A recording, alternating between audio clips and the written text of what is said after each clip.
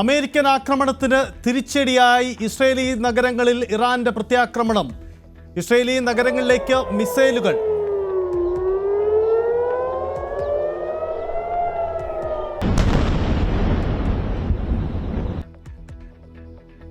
Tell അവീവിലും ഹൈഫയിലും ആക്രമണങ്ങൾ. ശാശ്വതമായ പ്രത്യാഘാതം നേരിടേണ്ടി വരുമെന്നും ഇറാൻ. അമേരിക്ക ആക്രമിച്ചത് ഇറാനിയൻ ഭൂഗർഭ ആണവ കേന്ദ്രങ്ങൾ. നതാൻസ്, ഫോർദോ, ഇസ്ഫഗാനും ആക്രമിച്ചത് ബങ്കർ ബസ്റ്റർ ബോംബറുകൾ ഉപയോഗിച്ച്.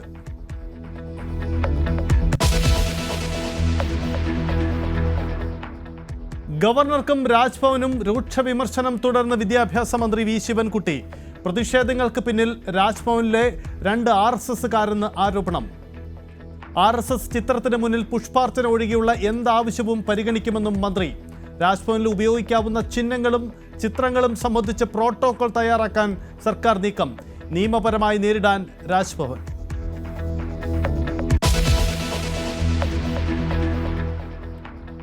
താരസംഘടന അമ്മയുടെ പഴയ ടീം തന്നെ തുടർന്നേക്കും. മോഹൻലാൽ പ്രസിഡന്റ് സ്ഥാനത്തേക്ക് തിരിച്ചെത്തും. വോട്ടെടുപ്പ് ഒഴിവാക്കി പുതിയ ഭാരവാഹികളെ തെരഞ്ഞെടുക്കാൻ ശ്രമം. സെക്രട്ടറി സ്ഥാനത്തേക്ക് ബാബുരാജിന് സാധ്യത. ലൊക്കേഷനുകളിൽ ലഹരി ഉപയോഗം തടയാനുള്ള പ്രൊഡ്യൂസേഴ്സ് അസോസിയേഷന്റെ കത്തും ചർച്ചയാകും. 15 വർഷത്തിന് ശേഷം അമ്മായോഗത്തിൽ പങ്കെടുക്കാൻ ജഗദീഷ് ശ്രീകുമാർ.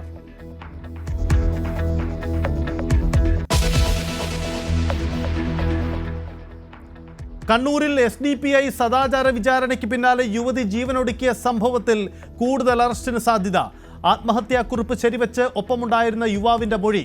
പോലീസ് സ്റ്റേഷനിലേക്ക് മാർച്ച് നടത്തിയ SDPIക്കാർക്കെതിരെ നടപടിയുണ്ടാകും.